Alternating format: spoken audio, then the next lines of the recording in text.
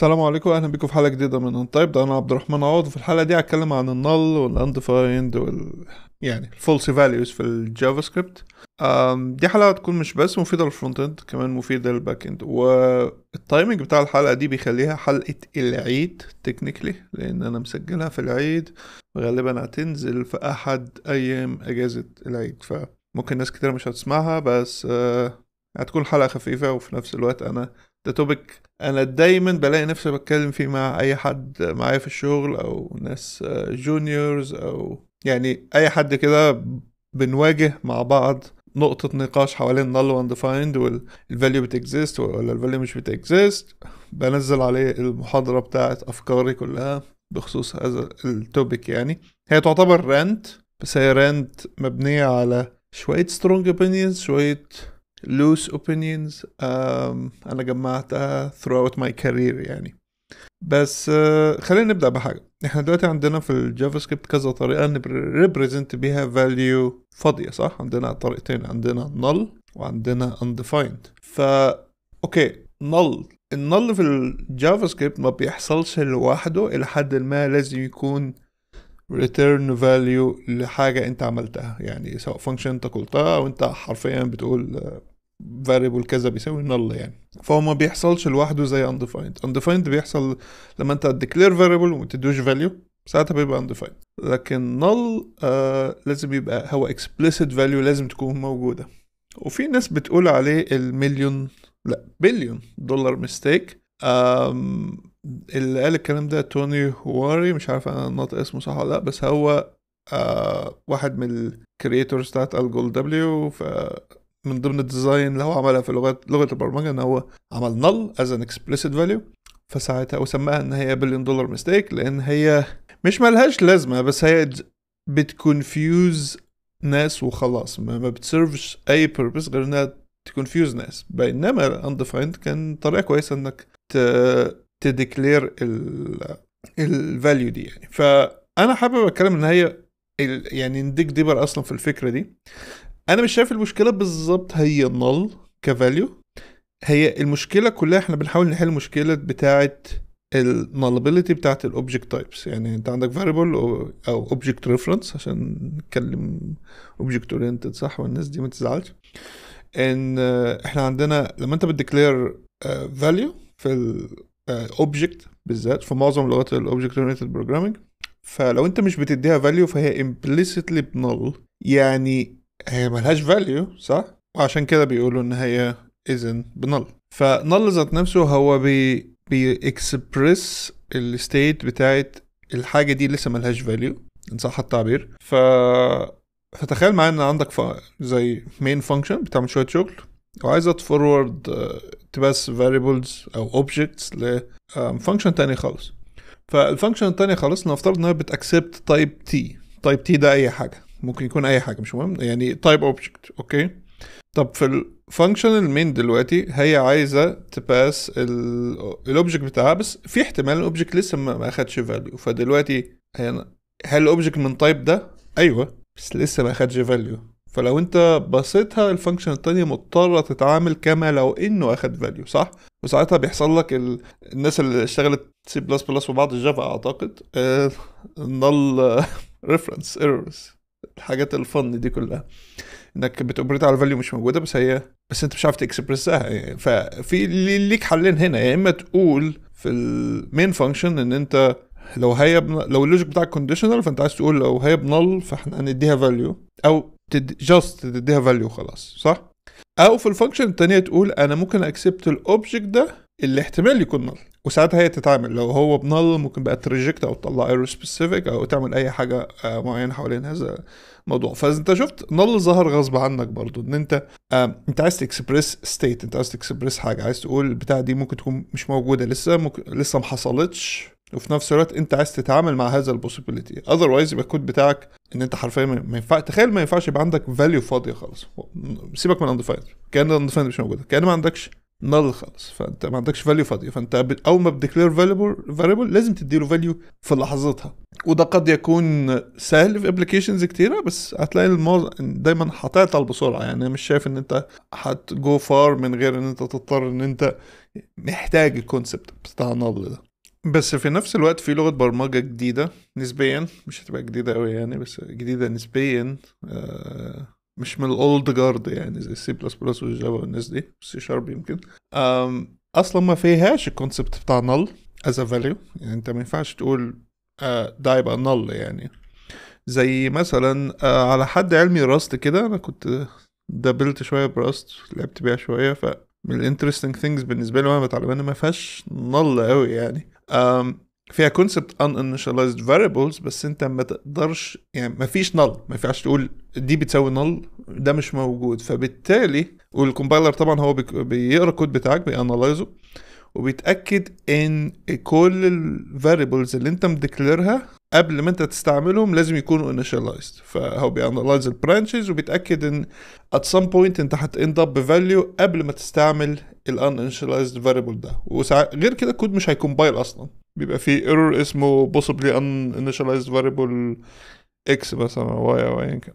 فانت ما تقدرش تستعمل الفاريبل بتاعك الا ما تكون فعلا initialized قبل مع اول استعمال ليه. انا طبعا ما دخلتش ديب في راست، فانا ما جربتش اعمل ابلكيشنز معقده بترجع، ما جربتش اعمل فانكشن مثلا بترجع فاليو ممكن ما ترجعش فاليو، او ازاي ريبريزنت ان انا ما لقيتش ريزلت، حاجه زي كده يعني. لسه ما عنديش فكره قوي في القصه دي يعني. بس راست مش الوحيدها في القصه دي يعني. فإلى حد ما لما انت تشيل null كاكسبلسيت فاليو تقدر تستعملها، انت كده بتإليمينيت النالابيلتي بتاعت حاجات كتير. انت كده specifically بتقول في عندي حاجة اسمها variables uninitialized variables، ودول مش necessarily بيساوي null، لأن null معناها null pointer أو يعني value في الميموري موجودة وبتشاور على null. بس uninitialized variable مش كده، هما بيعمل يعني على حد علمي، على حد ما انا افتكر وصلحوا لي لو انا غلط، الانيشاليز فاريبل بيبقى اخد حته راندوم من الميموري على حسب لو هي سترونج تايب لانجويج، او لو هي لانجويج محتاجه ميموري الوكيشن زي سي بلس بلس. بعكس نل اللي هي بتقول لا انا مش بشاور على حاجه حاليا، فهم بيشيلوا نل خالص كفاليو انك تقدر تستعملها، فبالتالي ما بيسيبلكش غير ان انت عندك انيشاليز فاريبل، ودي حاجه تانية خالص. طيب null برضو بتعمل حاجة تانية، انها بتديفاين الابسنس اوف فاليو. انا ما عنديش فاليو لده، الفاليو بتاعي ده مش موجودة، فازاي لغة زي راست مثلا بتتعامل مع كونسبت زي ده؟ ففي حاجة اسمها optional او option او maybe types، وده كونسبت يعني مش specific لراست، اعتقد بقى موجود في الجافا من ساعة، مش فاكر انهي جافا 8 حاجة زي كده. وده هو generic type يعني هو زي تايب بموديفاي انذر تايب فبيطلع منه حاجه. فالاوبشنال تايب ده بيقول انا بريبريزنت ان الفاليو دي ممكن تبقى ميسنج، وده مش نل، ده مش معناه ان هي بنل.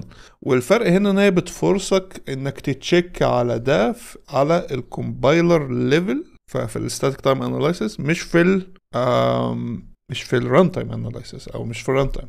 ده يمكن الفرق الكبير ما بينهم، لان هتقول اوكي ما ده بيريبريزنت ميسنج فاليو وده برضه بيريبريزنت ميسنج فاليو. لا مش بالظبط، لان نل برضه داخل فيها كذا حاجه. نل هي نل بوينتر، انت بتشاور على فاليو مش موجوده، بس الفاريبل ليه فاليو بس هي بنل. والكونسيبت تاني الفاريبل ملوش فاليو، وده اللي احنا بنقول عليه اوبشنال. فنل هنا كانت بتريبريزنت تو كيسز، وانت الى حد ما صعب تفرق بين الاثنين. لكن في اللغات اللي بتشتغل كده او بسبب كده فالنل يعتبر implicit. فاهم قصدي؟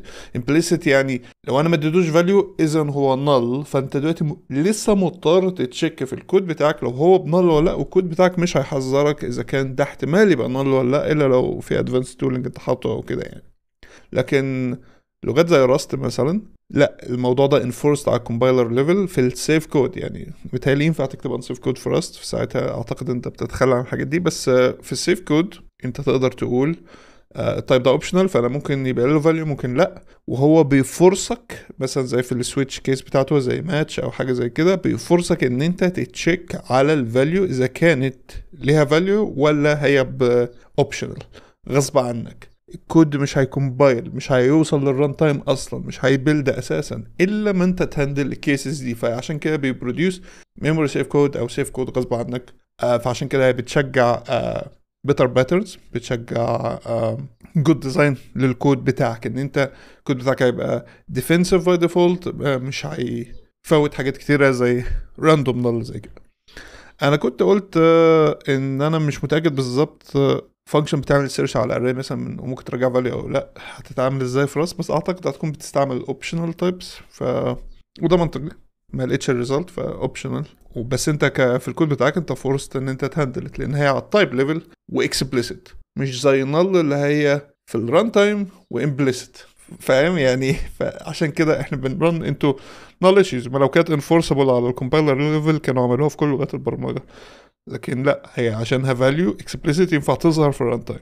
لكن في اللغات زي السيف لانجويجز او اللي هي بتافويد الديزاين بتاع نل خالص وبتنقله للتايب سبيس، يعني للتايبس عموما، فهي الى حد ما افضل في الناحيه دي، ان انت غصب عنك هتهندلها يعني. فاعتقد انا جبت كده هيستوري حلو عن النل وايه مشاكله وهو بيريبريزنت ايه. تعالوا نرجع بقى للجافا سكريبت بتاعتنا ونبعد عن لغات تانية شوية ونتكلم عن حاجة انترستنج اسمها undefined.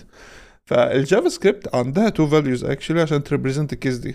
في value عندنا اللي هي undefined وفي value اللي هي null، بس ال uninitialized variables بياخدوا undefined by default، مش بياخدوا null.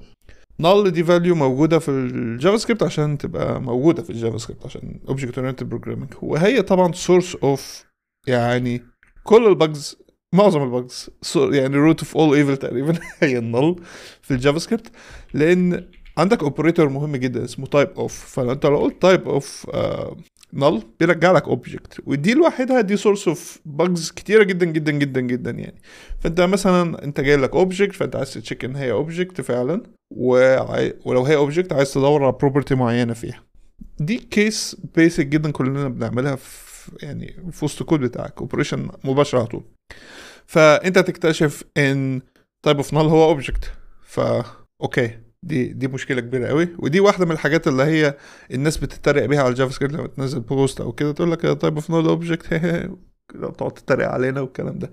وده للاسف عشان نل ذات نفسها هي تعتبر باد ديزاين، وهي ديزايند بادلي كمان في الجافا سكريبت، عشان كده ده سورس اوف باجز كبيره جدا يعني.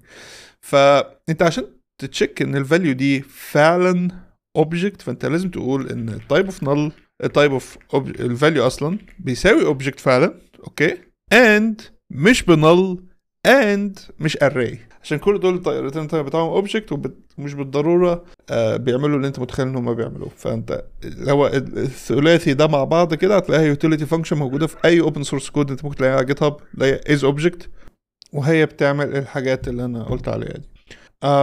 فنل ليها كذا purpose غير كده، ان هي تعتبر الريتيرن تايب بتاع كذا فانكشن موجوده في اللغه ذات نفسها built in function، زي مثلا اعتقد الكويري سيلكتورز في الدوم، زي الدوم اي بي ايز. كويري سيلكتور ممكن ترجع لك نل، جيت اليمنت باي دي ممكن يرجع لك نل. شويه حاجات في الجافا سكريبت في الجافا سكريبت ريجكس ماتشنج زي ماتش على السترينجز، واعتقد اكزيك على الريجكس. لكن الفانكشنز الجديده مش فاكر مين تاني، اعتقد برضو اللوكال ستورج على حد علمي. ودي حاجه ممكن اجربها اكشولي دلوقتي، لوكال ستورج دوت جيت ايتم، خلينا نرمي حاجه عشوائيه مثلا، دي بترجع null. لكن الفانكشنز الجديده بترجع undefined، يعني مثلا الفانكشنز اللي موجوده على الماب والويك مابس بترجع undefined مش بترجع null. الاري find بترجع undefined مش بترجع null. وده باترن ظاهر دلوقتي ان حاجات كتيره في الجافا سكريبت جديده بترجع undefined على اللانجوج ليفل مش null. فانا بحاول اتخيل هل في سبب معين لده، ولا هما فعلا بيحاولوا يبعدوا عن null عشان null وحش.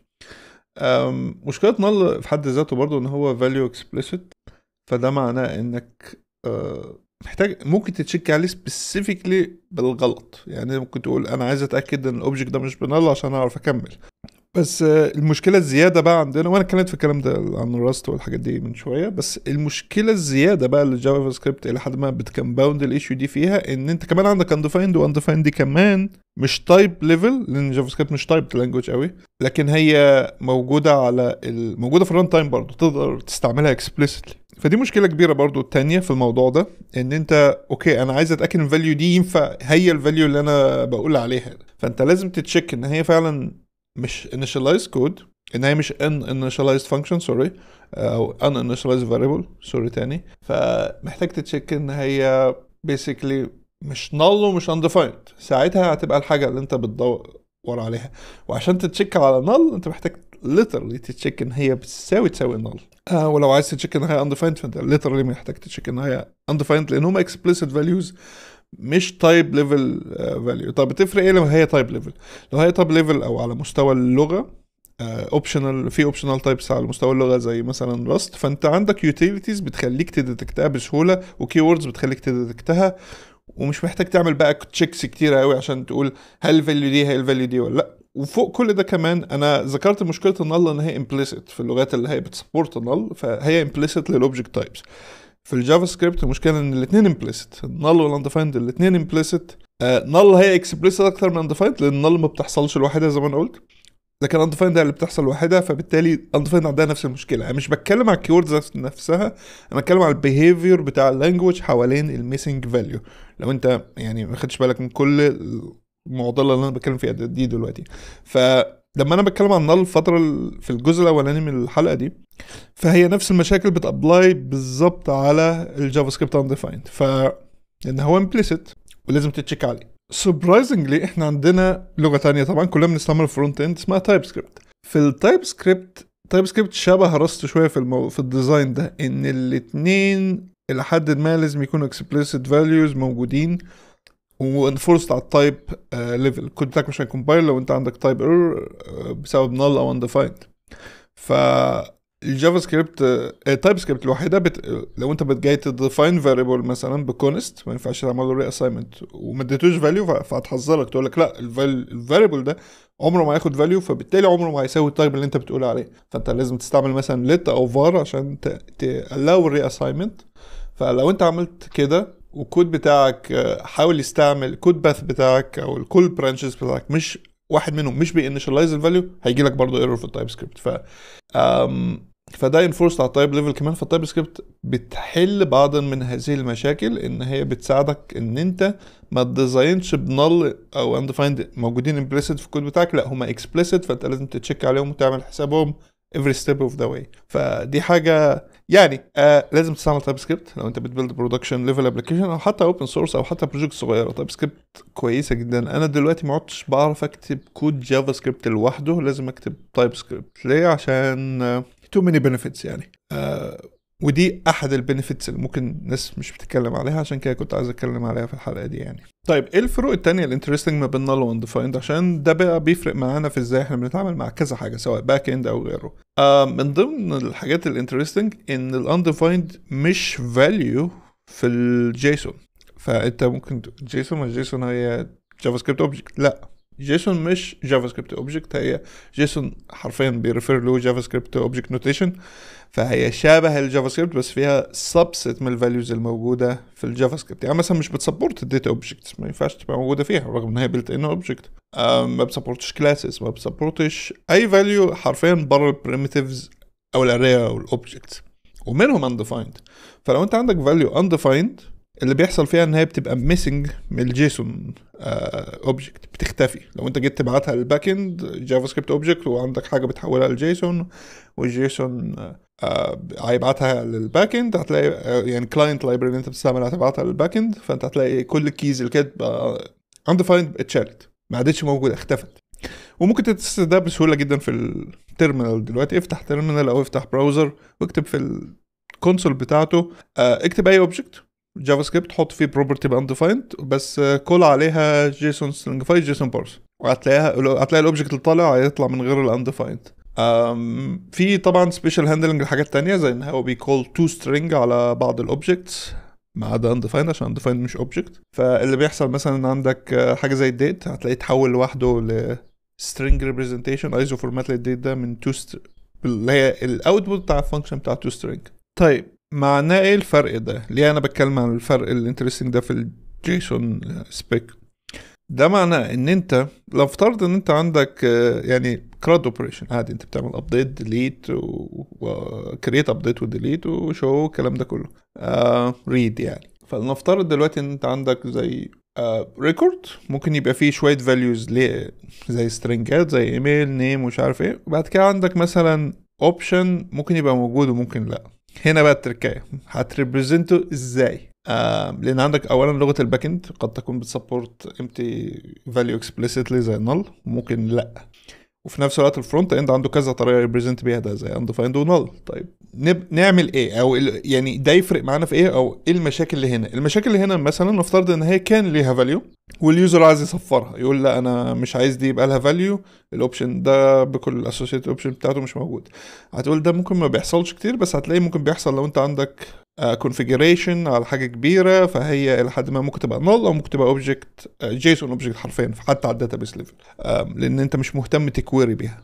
فحاجه زي كده ممكن تريبريزنتها بنل او بالاوبجكت الموجود ده لو ليها فاليو. طيب نفترض ان اليوزر يقول لا انا مش عايز مجموعه الاوبشنز دي وعايز اصفرها، فالتصفير ده انك تخليها ميسنج، انك تخليها مش موجوده، هتريبريزنته ازاي؟ هتريبريزنته نل ولا هتريبريزنته باندفايند؟ وعلى الفرونت اند تفرق برضه عن الباك اند. يعني مثلا لو الفرونت اند لو افترضنا ان انت على الفرونت اند هتشتغل زي ما ناس كتيره بتنصح تقول لك فكك من null، استعمل واحد منهم يا null undefined، فاحنا عشان undefined موجود في uninitialized variables فاحنا نستعمل على طول undefined specifically. يعني لما تيجي تبعتها جيسون الباك اند هتبقى ميسنج. فهنا السؤال دلوقتي، هل الباك اند بيعامل ميسنج زي ان انت ايوه ليها فاليو وايوه هيبقى undefined او هي فعلا هتتصفر؟ يعني ايه؟ يعني عشان انت اصلا لو انت بتبعت الباك اند جيسون فانت ما عندكش طريقه تانية ان لو انت بعتها undefined مش هتبقى موجوده، فبعتها undefined زي ما بعتهاش اصلا. فهل فرق المعنى ده يفرق مع الباك اند ولا لا؟ لان احنا الباك اند ممكن بيعامل، يعني معظم الباك اندز ما بيفرقوش ما بين اوبريشن باتش وبين اوبريشن ابديت انت لازم تبعت الاوبجكت كله بكل الفاليوز بتاعته، فبالتالي لو هي ميسنج ساعتها نقدر نقول انت صفرتها لانك دي اوبريشن ابديت، انت بعت الحاجه كلها. لكن لو انت بتعمل باتش فانت بتبعت بارشال من الاوبجكت، وده اللي غالبا معظم الناس بتعمله. انت بتديفولت له في الباك اند دلوقتي، يعني في معظم الليفلز ان الباتش ان الابديت اوبريشن قصدهم بيها باتش، يعني ما بيفرقوش ما بين الاثنين. فبالتالي هنا انت هتلوز الانفورميشن بتاعت هو بعتها ولا لا، لان لو ما بعتهاش المفروض ما تلمسهاش. يعني لو انا بعتلكش ايميل في الاوبجكت ما تقبضتش الايميل. طيب افرق ازاي ما بين ان انا بعت لك ايميل وعايز اصفره وما بين ان انا بعت لكش ايميل؟ فانت هتلاقي هنا المشكله، لازم تبقى ابديت اوبريشن عشان تبقى الى حد ما منطقيه. وهتلاقي برضو ان الناس بتعامل الابديت والباتش زي ميكس غريب ما بين الاثنين، اللي هو انت بتبعت لي الاوبجكت كله بس انا مش هابديت الميسنج فيه عشان الاو ار امز بتعمل كده، فانت مش بتفرق ما بين الاثنين. فدي حاجه مهمه جدا، انت محتاج انت الباك اند اللي انت شغال معاه تبقوا فاهمين ان هي ممكن تحصل في ده مصدر باجز كتيره جدا جدا جدا وعلى كذا مستوى. يعني مثلا انك حتى تستعمل تايبد لاير ما بين الفرونت اند والباك اند زي مثلا جراف كيو ال فور كوميونيكيشن، نفس المشكله هتكون موجوده، لان الجراف كيو ال ما فيهوش كونسيبت بتاع ميسنج فاليو مثلا، لا هو في كونسيبت بتاع نون نولابل، ونون نولابل بالنسبه له يعني ميسنج او لا. فهتلاقي حتى تولز كتيره بتبيلد جراف كيو ال سكيما بتقول لك اسمها ريكوايرد ولا لا، بس هي مش يعني على اساس انهم بيبصوا لها ان هي اوبشناليتي، لكن هي بتضمن الاثنين، بتضمن الاوبشناليتي وبتضمن ان هي فعلا مبعوثه بنل ليترالي يعني. ف وفي معظم الباكنز ما بيفرقوش ما بين التو كيسز دي، فده هيخلي عندك باجز في الكيسز بتاعت انك عايز تعمل باتش ابديت وعايز تصفر فاليو ميسنج، لان النل هنا بيسيجنيفاي لو انا جاء وصل لك فعلا نل في الباكند غالبا ده معناه ان الفرونت اند قال لك ايوه انا عايز اخليها بنل، مش عايز اسكيب الابديت. بس في نفس الوقت ممكن يكون الفرونت اند بيستعمل نل كميسنج فاليو او يعني مش محدد يعني ايه نل بالنسبه له، فبالتالي هيحصل بج برضه في الحاله العكسيه يعني. فالحل هنا انكم انتوا الاثنين تتفقوا على نل معناه ايه وتستعملوا النلابيلتي مثلا في الجراف كيو لاير بشكل اكسبليسيت. لو انا بقول لك دي نل يعني هي نل يعني لازم تتبعت. لو انا قلت لك ان هي نلابل ده معناه ان هي مش لازم تتبعت او ان هي اوبشنال، وهي وهنا بالنسبه لك ساعتها توحد له، تقول له يعني ما اتبعتتش، هي زي ما تبعتها بنل، مفيش فرق بين الاثنين. فبس عشان كده معظم مثلا عندنا في الرسائل معظم الاوبجكتس تقريبا في الجراف كيو ال نون نولابل، ما عندناش نولز كتيره خالص في الجافا سكريبت في الفاليوز اللي ممكن الفرونت اند يبعتها للباك اند. لكن العكس بالضروره مش صحيح، يعني ممكن الباك اند يراجع حاجات فعلا فيها نول للفرونت اند، بس دي حاجات بسيطه يعني ما بتفرقش كتير. ده بيجيبنا للبوينت تانية، هي الفولس فاليوز، وبرضه ازاي هي بتنتراكت مع اللي احنا اتكلمنا فيه من شوية وبتبروديوس even more bugs. احنا عندنا 7 فولس فاليوز في الجافا سكريبت. مش عارف هفتكرهم كلهم لا، بس عندنا فولس وزيرو ونل وانديفايند ونان اللي هي نوت نمبر والسترنج الفاضية، فكده 6. واعتقد زيرو ان فدي بيج انت، فهي برضه فولسي زي الزيرو. عشان بيج انت ده تايب جديد مالوش دعوه بنمبر، فعشان كده هو محطوط يعني محتاجين نفكر فيه ان هو لوحده مش كسبست او سوبر سيت من نمبر يعني.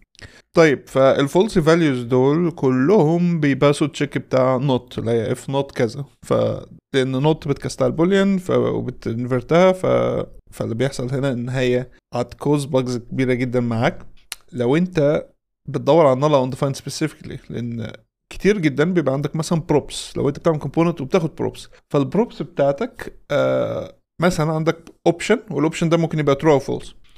دايما مشكله اساسيه في الكومبوننت ديزاين عندك ان انت تخلي الديفولت ترو، ده مشكله. انت عايز اليوزر يقفل بيهيفير معين في الكومبوننت بدل ما يفتح بيهيفير معين في الكومبوننت، اوبت اوت بدل من اوبت ان. فالمشكله في النوع ده من الديزاين ان هو التشيك بتاعه صعب يعني وايرور باج برون جدا، سهل قوي يبقى باجي، سهل قوي ان انت تغلط فيه ومش هتكتشفه الا ما حد فعلا يقع فيه.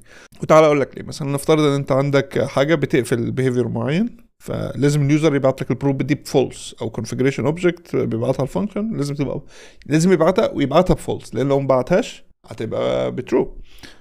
لان لو بعتها يعني وخلاها ترو فهي ده الديفولت، فمش لازم يبعتها. فانت هنا بتتشيك عليها بان هي حرفيا مش موجوده، صح؟ انت بتقول اف نوت بروبس دوت كذا او اف نوت اوبجكت دوت كذا، يبقى هنشغل البيهيفير الديفولت بتاعي.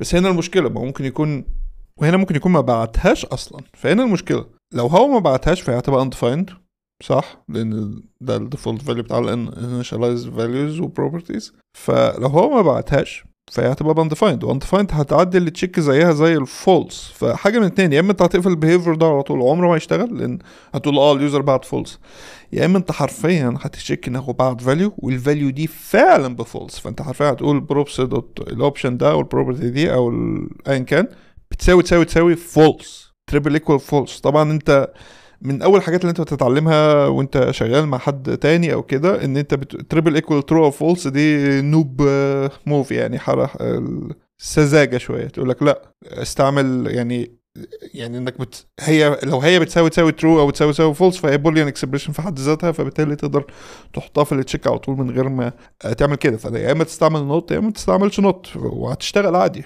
وده صحيح الا في كيس زي دي. في كيس زي دي ساعتها انت لازم تتشيك سبيسيفيكلي اذا كانت بترو او سبيسيفيكلي اذا كانت بفولس عشان تعرف تفرق ما بينهم.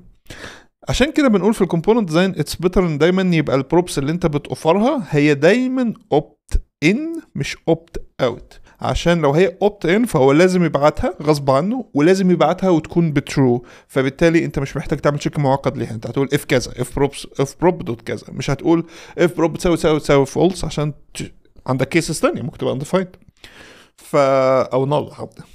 فدي حته مهمه جدا انت لازم تبقى عارفها يعني.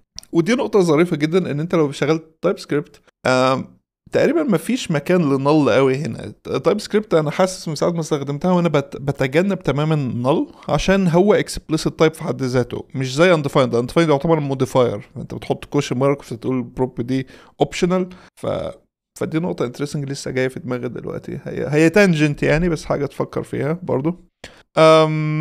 طيب فده معناه دلوقتي ان انا لو انا باكسبت arguments او باكسبت بروب اخلي بالي من false، هو false value فزيه زي undefined، فبالتالي الاتنين ممكن يترجموا على انهم نفس الحاجة لو انا مش اخد بالي. فعشان كده لازم اخد بالي كويس جدا من الموضوع ده، وان انا ككومبوننت ديزاين مثلا يعني ادجست على ده accordingly، ان انا في الكومبوننت ديزاين ان انا احط دايما في دماغي ان الحاجه تبقى اوبت ان بترو مش اوبت اوت بفولس، عشان اوبت اوت بفولس دي وحشه قوي، وانا بصراحه لما ساعات بضطر اعملها وجسمي بيقشعر يعني، وانا بتضايقني قوي، ببقى متضايق قوي من نفسي، عشان انا عارف ان دي هتعمل بج، انا عارف ان دي هتبقى مشكله، بس انا مش عارف اقلبها. يعني ساعات دايما انت بتواجه مشكله انك ازاي تقلبها، يعني هو behavior انت عايزه باي ديفولت بس عايزه يتقفل ساعات. فهي المساله كلها في ازاي تنيم البروب بتاعتك. يعني قد تكون واجهت المشكله دي وتقول انا مش عارف اقلبها، انا مش عارف اخليه اوبتن، لان انا ساعتها مثلا لو هي بروب جديده والكومبوننت دي بستعملها في كل حته، مش هعدي على كل كومبوننت وابعت لها ترو، ابعت لها الاوبشن ده بترو، هتبقى شغل كتير. فالاسهل ان انا ادخلها وفي نفس الوقت اخليها اوبت اوت، بحيث تبقى شغاله في كل اللي فات بس ما تشتغلش في شويه كيسز معينه اللي انا محتاجهم فيها وانا بعمل التشينج ده. فهتلاقي ان هي ساعات هي مساله نيمينج، فبدل ما تسمي الحاجه مثلا زي enable كذا سميها disable كذا، فساعتها بقت تنفع صح، ساعتها هتقلب التشيك بتاعك جوه الكود وخلاص، فبقت اوبت ان اوبت ان فور disabling، فاهم؟ انا برضو ما بحبش ده قوي يعني، بس ده احسن حل في كيس زي دي مثلا. غير كده انت خليها دايما لو انت بتزين كومبوننت في الاول خليها enable behavior وخليها دايما false by default، بس لو اليوزر عايز يفتحها تبقى بترو، فتبقى truly opt in مش opt in for disabling، اللي هي يعني I would say ان هي تاني احسن سيناريو بالنسبه لك لو في كيس ان عندك كومبوننت دي اوريدي مستعمله وانت مش عايز تبوظ الكود اللي موجود قبل كده. اعتقد كده فهمنا من ناحيه كريسيفنج فولس فاليوز وريسيفنج undefined وريسيفنج null والقصه دي كلها. برضو يعني بالنسبه للنال واندفايند في انك تريسيفهم، هما لو انت بتستعمل تايب سكريبت وانت لازم تستعمل تايب سكريبت، لو انت بتستعمل جافا سكريبت فانت في الشارع حرفيا، فربنا معاك. لكن لو انت بتستعمل تايب سكريبت فانت الى حد ما يمكن يعني عشان تقول حاجه ينفع تبقى نل فانت لازم تقول له التايب ده اور نل، نل هنا اكسبليسيت شويه عشان كده ما بيحصلش كتير. لكن لو انت عايز حاجه تبقى اوبشنال بتعمل موديفاير لو كويشن مارك، فبحيث ان هي تبقى تقول له لا انا دي ممكن تبعتها او لا، لكن النل لا لازم تبعته وممكن يبقى بنل. ففي فرق في المعنى هنا وهتلاقي ان يعني انك لازم تبعته وممكن يبقى بنل ما بتحصلش كتير، نادرة قوي يعني. بتحصل لو انت عندك كود ميسي وعايز الى حد ما ترقع الدنيا وتهندل النل كيس عشان تعرف تايب سكريبت ده ممكن يبقى بنل، فانا عايز اهندله في الكود بتاع الفانكشن دي مثلا او كده يعني. لكن الصح انك تافويد من وجهة نظري، حاول تافويد النل على قد ما تقدر. ده بيجيبنا لاخر حاجة انا عايز اتكلم عليها وهي الريتيرنز. دلوقتي انا عايز ريبريزنت حاجه اسمها انا عايز ريتيرن، عندي فانكشن بتريتيرن حاجه بس الحاجه دي ممكن تبقى فاضيه، اريبريزنت ده ازاي؟ او تبقى ايرورز مثلا او فيها حاجه. فاحنا مش لازم يعني نروح كتير في باترن اوريدي حلو جدا وناس كتيره بتستعمله في الايكو سيستم واثبت نجاحه وكله بقى بيادوبته يعني الى حد كبير. فدلوقتي افرض ان انت عندك فانكشن بترجع فاليو بارسر فانكشن مثلا، فهي بتبارس حاجه بتبارس سترينج وبتطلع حاجه مثلا، او بتبارس داتا معينه وبتطلع اوتبوت معين. بس هنا المشكله افرض البارسنج فيلد ايه اللي هيحصل؟ فانت عندك كذا اوبشن، ممكن تعمل زي جيسون دوت بارس وحرفيا تثرو ايرور لو حصل مشكله، وفي لايبريز بتعمل ده اوريدي حتى في الفاليديشن مثلا، عشان انا قريب من السبيس دي فانا عارف كله الى حد ما الباترنز اللي هناك عامله ازاي. فمثلا لايبراري زي يب وجوي متهيألي دول بيعملوا ثرو ايرور، فانت تقدر تكاتش الايرور ده وساعتها تعرف يبقى البارسنج فيلد، فانا هحط في الكاتش اللوجيك بتاع هاندلنج ان البارسر فيلد مثلا. ولو سكسس فهو مش هيعمل ثرو وهيريتيرن الفاليو اللي انت الاوتبوت بتاع البارسنج بيسكلي يعني. ففي ناس بتستعمل نل مثلا ان هو يريبريزنت ان البارسنج فيلد بس، وانا جيلتي ان انا عملت حاجات شبه كده في الماضي يعني، بس انا مش شايف دي احسن حاجه. ففي باترنز كويسه دلوقتي في اللايبريز، بالذات في اللايبريز بتاعت فاليديشن ان هي بتناسب اليوز كيس دي اكتر، ان زي زود مثلا او فالي بوت وكده. فهم في باترن اسمه ريزلت اوبجكت، فده عباره عن ان انت بترجع اوبجكت في جميع الكيسز، والاوبجكت ده بيبقى بيلت يعني تايب وايز ان هو discriminated union يعني ان هو في بروبرتيز معينه في حاله السكسس وفي بروبرتيز مختلفه تماما في حالة الفيلير، او يعني بيرجع لك تو اوبجكتس حرفيا، يا دي في حالة سكسس بيرجع سكسس اوبجكت، في حالة الفيلير بيرجع الفيلير اوبجكت، والاتنين مختلفين او في طريقة تديسكريمينيت ما بينهم.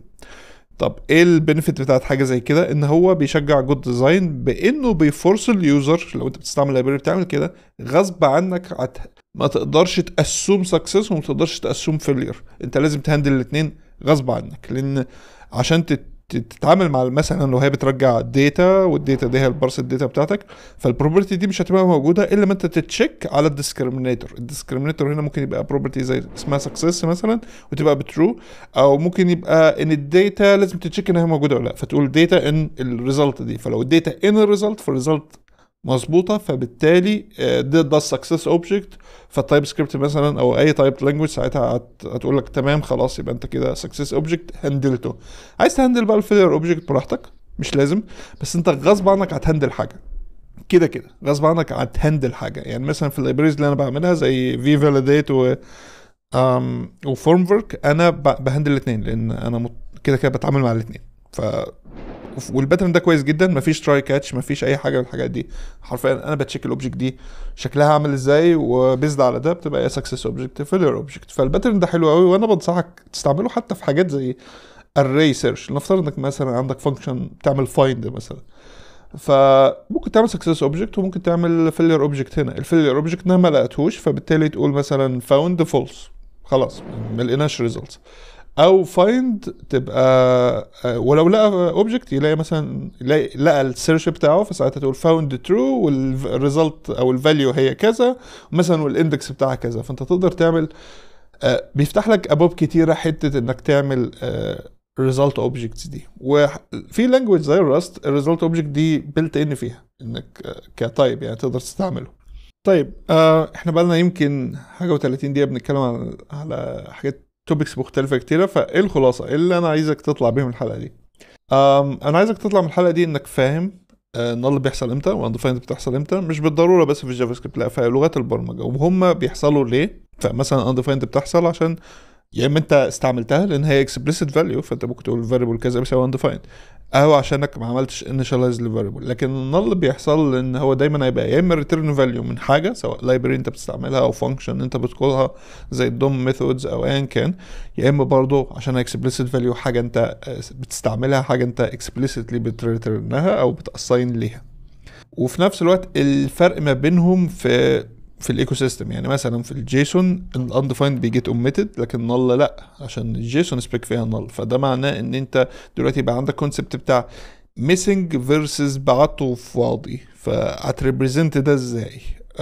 وانك ايا كان، ومفيش صح قوي او غلط هنا، بس طول ما انت متفق مع ديفلوبر باك اند او متفق مع او انت اللي عامل الباك اند، طول ما انت فاهم الفاليوز بتفلو ازاي من هنا لهناك ومعنى الاوبريشن دي لما تبقى الفاليو ميسنج ايه وكده، فعايزك تبقى اوير بده، عايزك تبقى فاهم ده، ما يبقاش ده صدفه الكود اللي انت صدفه من الكود اللي انت كتبته، لان الصدفه بتولد باجز. لكن لو انت اكسبليسيت في اللي انت كاتبه، فاهم الفاليو هتفلو ازاي من الاول للاخر، فانت صعب انك تقع في باج زي دي، وبالعكس هتكتب الكود بتاعك من الاول. عايزك برضو تفهم ان تايب سكريبت هنا عملت يعني سايد افكت بتاعها ان هي بتخليك تفكر في الحاجات دي على انها اوبشنالز مش نالابلز، فدي حاجه مهمه برضو. والفرق ما بين الاثنين انا اتكلمت فيه كتير. واخيرا الحاجات زي الكومبوننتس وكده، بسبب كل اللي احنا قلناه ده، فانت دايما افضل انك تعمل behaviors التوجلد behaviors بتاعت الكومبوننت تبقى opt in مش تبقى opt out، عشان اوبت اوت بيمبلاي انها تتبعت بفولس، فانت لازم تخليها اوبت ان عشان تبقى اسهل في التشيكس وتبقى ليس باجي وهتبقى انضف بكتير في فريم وركس معينه زي فيو مثلا. او عشان نجنرالايز اللي اتقال من ثانيه ده، ان انت تبقى فاهم ازاي تريسيف الفاليوز بتاعتك، وتبقى فاهم لما يبقى فيها ميسنج فاليو سواء نال او undefined ده معناها ايه بالنسبه للسيستم بتاعك، وما يبقاش ان هو صدفه انك تتعامل مع الحاجات دي. وكمان ازاي نريتيرن الفاليوز دي. فدلوقتي احنا قلنا بدل ما تريتيرن نال او undefined عشان تسيجنيفاي ان انت ما لقيتش او فشل او حاجه زي كده، لا ممكن تعمل ثرو، او ممكن تعمل الباترن بتاع الريزلت اوبجكت، لان هو بيفورس الناس انها تتعامل معاه بعكس الثرو مش بيعمل كده. لو هو عمل تراي كاتش هيهندله، لكن لو هو ما هندلش الثرو فهو كده بيأسوم سكسس، فانت كده اليوزرز بتوعك هيبقوا في مشكله. فساعتها لا انا مش هعمل حاجه بتثرو، انا هعمل حاجه بترجع ريزلت اوبجكت عشان يبقى اليوزر فورست انه يتعامل مع الفاليو اللي رجعت غصب عنه ويبص عليها. ده باترن افضل. وفي نصايح كتيره اونلاين هتلاقيها، زي بيقول لك افويد نل واستعمل undefined، او افويد undefined واستعمل نل، او ستيك لواحد سبيسيفيكلي. بس انا مش شايف ان دي المعضله هنا. هم كلهم بيحاولوا يتجنبوك المشاكل اللي احنا اتكلمنا عليها في الحلقه دي كلها، من غير ما انت تبقى فاهم ليه انت محتاج تتجنبها. فانا يعني اتمنى تكون انت فهمت ليه المفروض تتجنبها في الحلقه دي، او ايه المشاكل حتى اللي انت ممكن تقع فيها، والاستراتيجي اللي انت تطلع بيها عشان تحل المشاكل دي ايا كان هتبقى كويسه، بغض النظر انك عايز تسكل واحد اوفر التاني، او عايز، لان دي حاجه متقدرش تنفرسها قوي يعني، او انك تبقى فاهم ايه اللي بيحصل وتهندل الكيس دي في جميع الحالات وخلاص. بس هنقل الحلقه دي هنا. فزي ما قلت دي حلقه العيد، فكل سنه وانتم طيبين، وان شاء الله الاسبوع الجاي حلقه جديده. مع السلامه.